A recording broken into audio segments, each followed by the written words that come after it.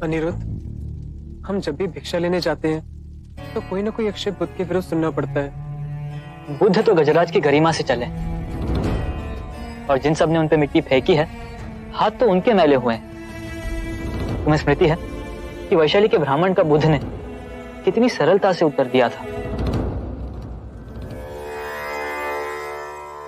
आप विरोधाभास की बात करते हैं।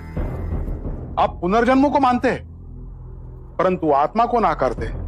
यदि आत्मा ही ना होगी तो पुनर्जन्म कैसे होगा? सत्य कहा आपने, किंतु इसमें कोई विरोधाभास नहीं।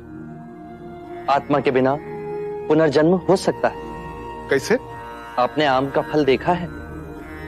यदि उसकी गुठली को हम धरती में गाड़ दें तो वो पुनः आम का वृक्ष बन जाती है, जिसपे कई आम आते हैं। तो ये आम का पुनर्जन्म हुआ ना? आप निराशावादी हैं। हे आर्य, आपका प्रथम सत्य यह है, सर्वम दुखम दुखम, सब दुख है, जन्म दुख है, मरण दुख है, जीवन दुखों से भरा हुआ है। यह निराशावाद नहीं है तो क्या है? सत्य कहा आपने, किंतु प्रथम आर्यक सत्य के पश्चात मैंने दूसरे आर्यक सत्य में कहा दुख का अंत है। दुख के अंत की बात करने के लिए मैंने दुख की प्रथम बात की। जो मार्ग दुख कैसे दूर किया जाए उसके बारे में बताता हूं। वो मार्ग निराशावादी कैसे हो सकता है?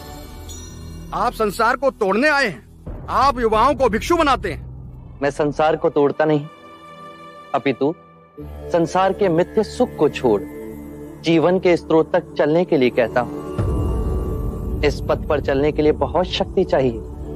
इस पर केवल महावीर ही चल सकते हैं। इस अथाह संसार में हाथ में भिक्षा पात्र लिए हर क्षण में स्वयं को केंद्रित करना नग्न तलवार की तेज धार पर चलने के समान। यदि कोई पुत्र जागा हुआ ना हो तो वो संभवतः परिवार का कल्याण कर सकता है, परंतु गहरी क्षति पहुंचाने की संभावना अधिक होती है।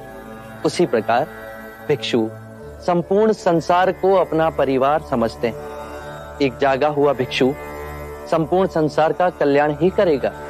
ये सत्य है। आपने दिखाए अहिंसा के मार्ग पे चल सैनिक रक्षा करने की जगह सन्यासी बन गया है। न्याय करना चाहते हैं पर वो दोषी बन जाते हैं। सत्य कहा आपने, किंतु अहिंसा रूपांतरण है।